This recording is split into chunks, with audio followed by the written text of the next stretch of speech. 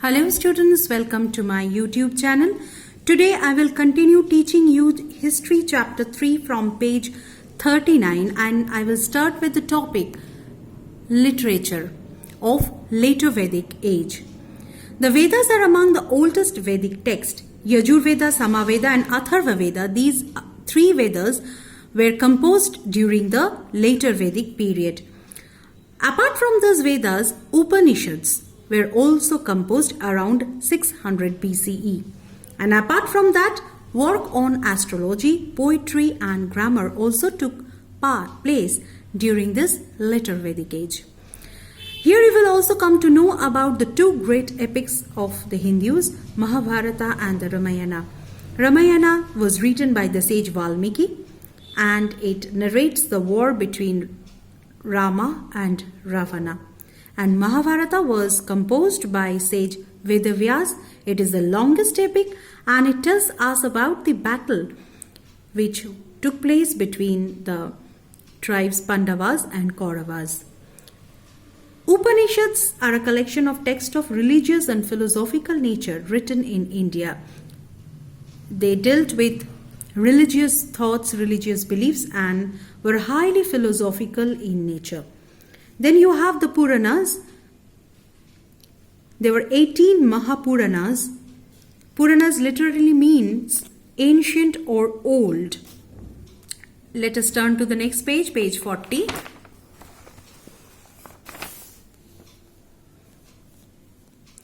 Upapurana, that is the minor Puranas, and the Puranas are composed primarily in Sanskrit language.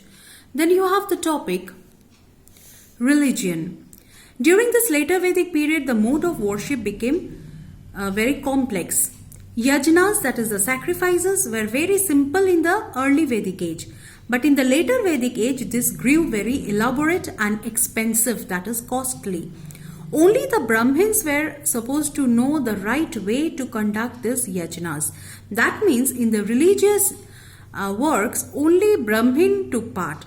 The other caste, the people belonging to other caste were not allowed to do this rituals or perform these rituals.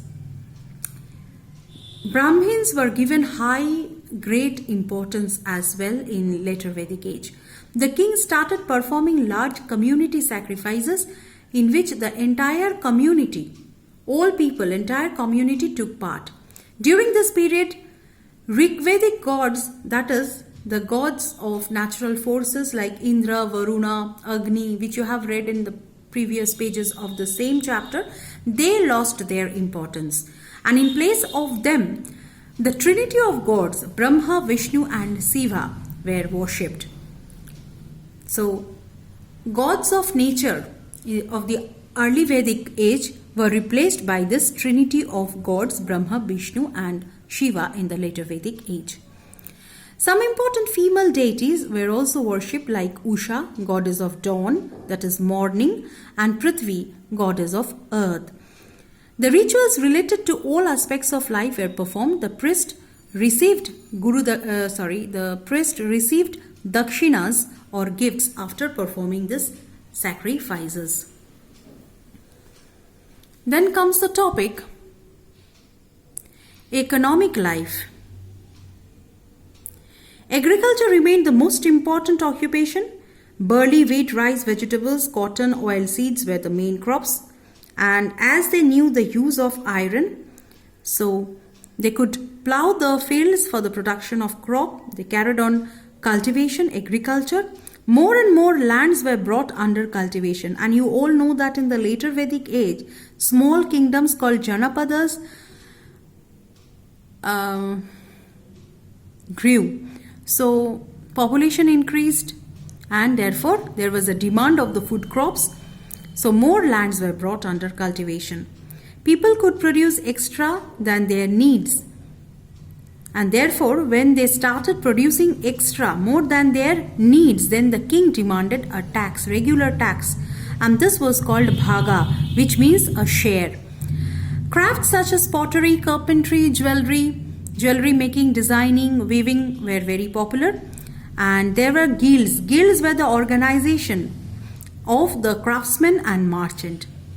It is somewhat like today's union. They had their own organization which fixed the prices of different items.